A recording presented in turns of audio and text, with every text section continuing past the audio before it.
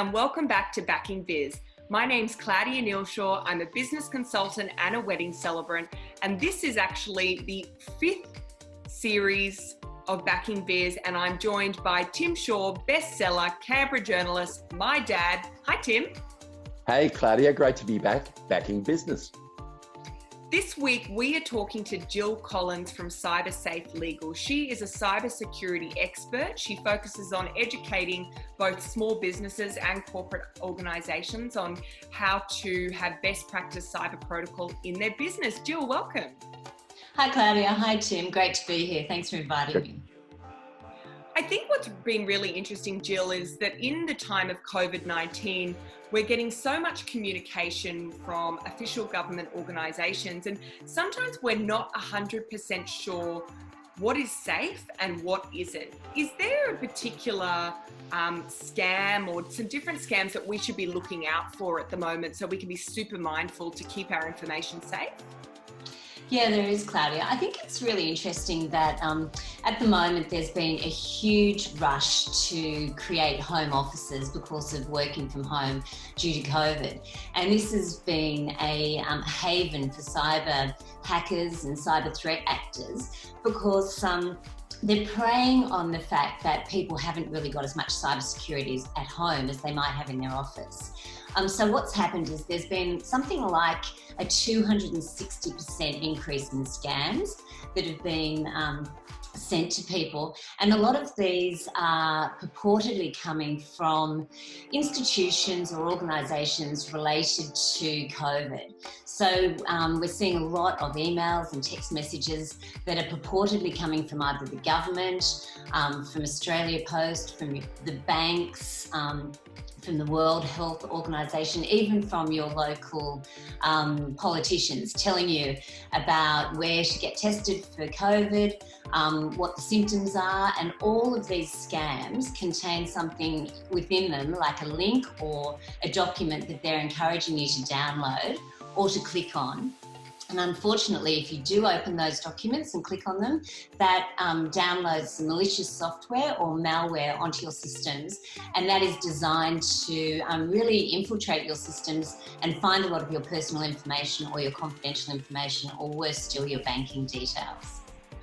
So one of the things I think we really need to be careful about at the moment is any emails you get that are unsolicited or texts from some kind of organisation that wouldn't normally contact you directly. You have to take extra care and be really cautious and not open those documents until you know that they're legitimate. It's definitely scary, and I'm not sure about you, Tim, but I have definitely received some emails or text messages or even sometimes private phone calls that I can't identify the number, and it really makes me question. Tim, have you had that experience at all? It's interesting to both of you that we're seeing more and more contact now by text message.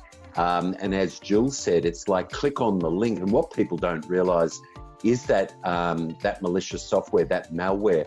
Now, if I don't know who it is, I will delete that email. If it's unsolicited for me, particularly on my mobile device, because Gill, I would expect a lot of people not only have their mobile device, but their PC or laptop, and they integrate and update and sync. That can be a real problem. So it's not just on the laptop or on the PC. It can actually be via the mobile device. Can we tease that out a little bit? Yeah, absolutely. I mean, all of us now, with the cloud, etc., we have a number of devices, all of which sync together. And if one of them is compromised, all of them are compromised. And I think, particularly when we're working from home and we're accessing our work systems from those mobile devices as well, it's a double problem, because you could even download some malicious software onto your systems that then infiltrates your work systems. And imagine, the embarrassment and reputational damage of having to call the office and say, sorry guys, I've been the subject of a cyber attack and I think it's probably going to infiltrate your system as well. So we need to take really extra care across all of our devices, not just our mobile phones. Every single device we use, we need to really be conscious of what we're opening and what we're not on those devices. I think that's really smart. And I wonder whether, you have some tips, Gill. We're business owners, but there are also people who are part of big organizations and they're working from home. Are there 2 really great tips or strategies that people can ensure that they're achieving every day in order to have that extra layer of cyber protection, or even being mindful of what it is they're looking for? Yeah, that's a really good question. Look, one of them is just so basic that it's actually, sometimes it's embarrassing to repeat it, but healthy password practice is everything. You can't understand how easy it is for a hacker to get into your systems if you use the same password across a whole lot of software and a whole lot of apps. And the number of people who use their name and 1, 2, 3, 4 or their dog's name is just phenomenal. So if you have healthy password practice, it's really important. And at the moment, the best advice is that you use something like 13 digits, and it's a combination of numbers, letters, upper and lowercase, symbols, etc. I'm the first to admit, boy, we all have so many passwords. It's almost impossible to keep on top of them. It feels like a full-time job sometimes. But if you can do that, and then in conjunction with that, have what's called multi-factor authentication, which is a lot of techno jargon, but it just basically means using more than one password or passphrase to gain access. And sometimes your secondary password could be, it could be a PIN, it could be your facial recognition, it could be a fingerprint, it could be a whole lot of different things, but it just makes it so much harder for a cyber threat actor to get in. They can sometimes guess one password, but guessing a combination of 2 is really much, much more difficult. So that would be my first tip. And I think my second tip would just be to download updates. A lot of people are really scared of updates when they come through, and they think, why am I being told to update this? What I guess a lot of people don't realise is that updates are very often issued because of some kind of vulnerability in the software. And cyber threat actors actually monitor when updates are released, and they look to see who hasn't actually implemented those updates, because they know it's a backdoor way to get into information systems. So I would just advise everyone to click auto update on their systems and all their devices, and to back up regularly, because if you've got a healthy backup practice and you do get a cyber attack or you do have your systems compromised, you can get back up and running really quickly, and that's important. Those are 2 really great tips, that healthy password practice and management, and then again, ensuring that you're updating your systems and it's ironing out those kinks and those bugs that obviously the developers have figured out. I think that those are some really useful ways to ensure that we're cyber safe at home. But really, I think what everyone is often saying is, cybersecurity can be seen as this, big umbrella, as you said, of technical jargon. Why should we really care about cybersecurity and cyber safety? Why is it so crucial to how we operate as business owners and how organizations can continue to operate as well?